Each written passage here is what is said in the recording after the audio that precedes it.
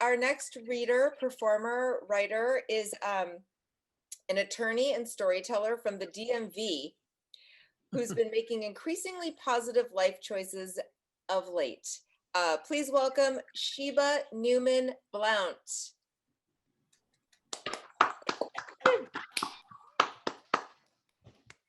Okay. Yay, Sheba. Mom. Yay, Sheba. My second boyfriend was a tall, attractive Asian man named RJ. When we met, he'd recently completed a double master's in business and finance and an acrimonious breakup with his fiance. He'd started a company teaching business skills to underprivileged kids, and to make money, he sold weed to law students at the University of Maryland. A Molly-fueled whirlwind romance ensued, and when he told me that I helped him appreciate music again, it made sense to me. My father loved music, so I grew up listening to cassette tape mixes he made from his collection of old soul records. I'd dreamed of having an epic love story like the songs I'd grown up listening to, you know, like Fools Fall in Love, Fools Rush In, Can't Take My Eyes Off of You. My own parents' story was fairly epic. They met at work when my dad looked out his window and spotted my mom waiting for her bus home. He changed his work schedule so he could ride with her to her house, which was so cute then, but would definitely be considered very creepy nowadays. They dated for 10 years before getting married at the Justice of the Peace during their lunch break. I thought, hey, if two people were willing to do the work to make it last, what does it matter when they get married? So when RJ asked me to marry him after only 6 months of dating, I said, of course. Now, I recognized that it was pretty crazy to get married so quickly, but I didn't want to be seen as a flighty, frivolous girl caught up in a fairy tale. So I made a plan. Get married in secret. No big wedding, no Facebook announcements. I didn't even tell my father. RJ and I would keep separate apartments and bank accounts so we could focus on growing as individuals. Then we'd go to couples counseling to learn how to communicate with each other. After a year, when my parents started asking, hey, when are you two gonna tie the knot? We'd be like, surprise, we've been married this whole time. Then we'd all laugh. Perhaps you're wondering why I didn't tell my dad. He was not the easiest person to talk to. He was a Black man raised in the 1950s, strict, old-fashioned, stuck in his ways. People would say, oh, you guys are just like the Cosbys. The Cosbys, a comparison that did not age well. And always ranked false to me. I wished my dad was as easygoing as Cliff Huxtable.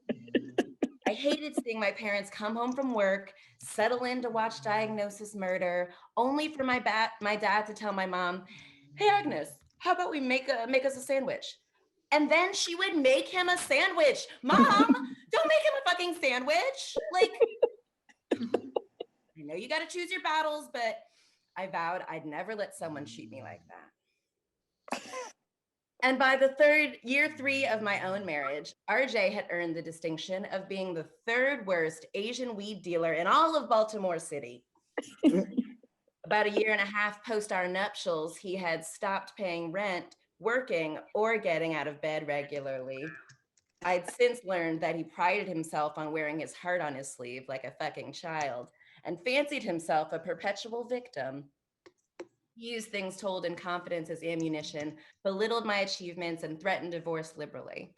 I alternated between fighting fire with fire, walking on eggshells, and trying to save face. RJ chickened out on telling my parents we were married, so I ended up just telling my dad on my own, right before initiating a trial separation. I cried on my dad's shoulder when I moved back home, but he was calm and thoughtful, asking, I know what he sees in you. What on earth do you see in him? On my daily work commute, I started noticing the oldies channel on XM radio was playing songs I hadn't heard since I was a kid.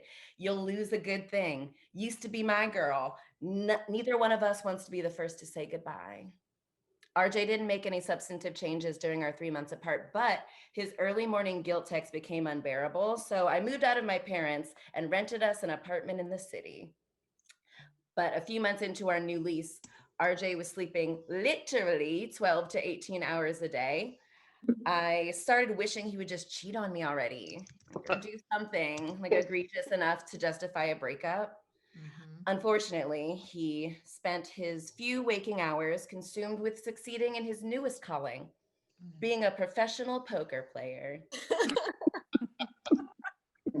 Stay out all night at the casino, and when my 3 a.m. calls started to go straight to voicemail, I was frantic he might be lying dead in a gutter on the streets of Baltimore like Edgar Allan Poe. Until I realized that being a Black widow sounded way sexier than being a Black divorcee. A few months later, I spent the day hiking with friends. My mom called at lunchtime to tell me about how, like, on the car ride home from breakfast at Cracker Barrel with my dad and my little brother, this song by Nat King Cole came on called Nature Boy. My dad was like singing along, musing about how the lyrics always reminded him of my brother. I returned home around 7 p.m., by which time my phone had been dead for hours, and RJ, naturally, was still sleeping soundly. I saw I'd missed a bunch of calls from my sister, Freddie. When I called her back, her greeting was blunt and choked up. Dad's dead. I felt oddly calm and dispassionate. Now, I guess it was shock, but I made a plan. Meet my sister at her house about a mile away so we could drive to our parents' house together. RJ woke up when I burst into our bedroom to pack an overnight bag. Flustered and breathless, I told him, my dad's dead, and asked him, do you want to drop me off at Freddie's so you can have the car? We were sharing my car since his was repossessed when he stopped paying for his insurance. No, you go, he assured me. I drove to my sister's house through rain and tears. And as Papa Was a Rolling Stone played on the radio, I thought, how crazy that the first line talks about how his daddy dying on the 3rd of September, and here my dad was dying on the 5th. The signs ramped up a lot after my dad died, to the point that it started to feel a little heavy-handed. The very next day, the oldie station played First I Look at the Purse, while RJ sat in my passenger seat, sheepishly asking if I could buy him dinner because he just so happened to lose every dollar to his name playing poker the day before. Over the next 10 days, I notified family and friends, made funeral arrangements, and wrote a fucking awesome obituary, if I do say so myself.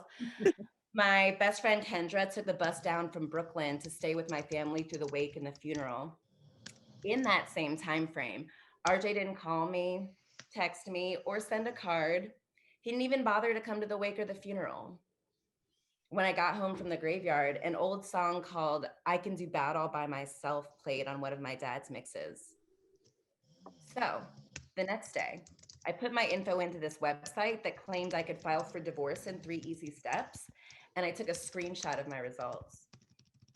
The radio began playing another childhood classic, Smiling Faces Tell Lies, and at that exact moment, RJ finally texted me, saying he's sorry he hasn't been there for me and asking if I wanted to do yoga.